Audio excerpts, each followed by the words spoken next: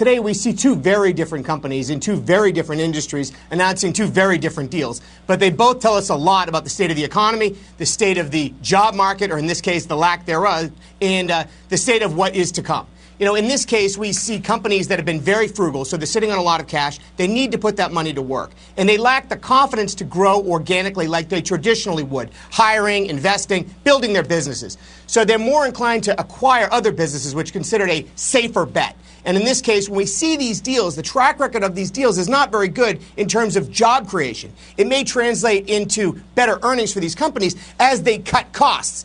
You know, a little dirty secret on Wall Street is when you see certain keywords in press releases like synergies and redundancies, you don't want to be one of those synergies or redundancies because that really means you're going to lose your job. But it also shows that if companies have their preference here, in an environment like this, they could expand plant equipment and all of that, hire more people, or they could take whatever currency they've got, in this case their stock, and just buy a competitor. Normally, that's not very advantageous for the economy.